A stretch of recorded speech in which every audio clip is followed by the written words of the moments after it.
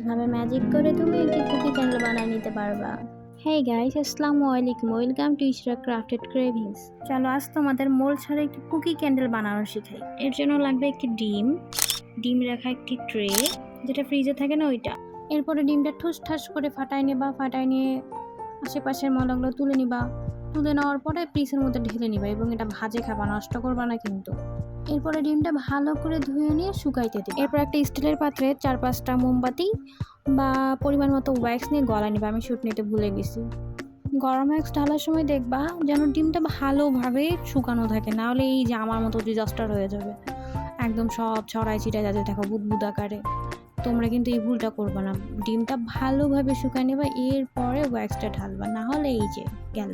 এরপরে ডিমটা না মানে ক্যান্ডেলটা হালকা গরম থাকা অবস্থায় সুতা ঢুকানোর জন্য হালকা একটু স্পেস করে নেবা, এরপরে ছিলাইতে থাকবা।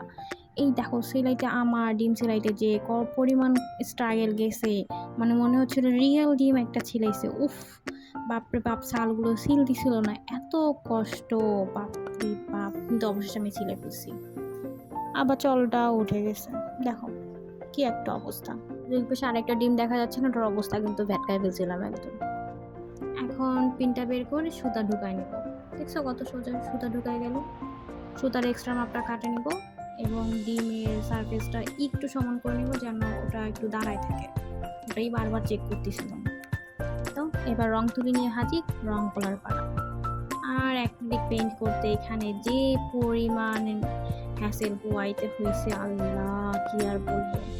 কিন্তু যাই হোক, পরবর্তীতে আউটলুকটা কিন্তু অনেক সুন্দর হয়েছে। আমি ছোট্ট ছোট্ট এখানে মিনি মিনি গোলাপ করে নিচ্ছিলাম, দেখতেই পাচ্ছ। জাস্ট ছোট ছোট ডিটেলস দিতে তেমন বেশি কিছু লাগে না। তারপরে পাতা দিয়ে নিলাম, প্রত্যেকটাতে একটু পাতা দিলে মনে হচ্ছিল যে ভালো লাগবে। ছোট ছোট ভয়েস ওভার দাও, এটাই আমার প্রথম ভিডিও, জানি না তোমাদের কেমন লাগছে, কিন্তু আমার খুব নার্ভাস লাগছে, খুব ভয় লাগছে। কি যে বলি কি না বলি তার তো ঠিক নেই। এরপর ডিটেলসগুলো দিচ্ছিলাম আর ভাবছিলাম কি দেই না দেই।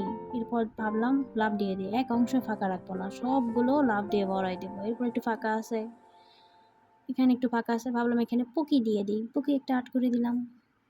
টাডা, আমার ডিআইওয়াই পুকি ক্যান্ডেল রেডি। তোমাদের কেমন লাগলো অবশ্যই কমেন্ট করো। আল্লাহ হাফেজ।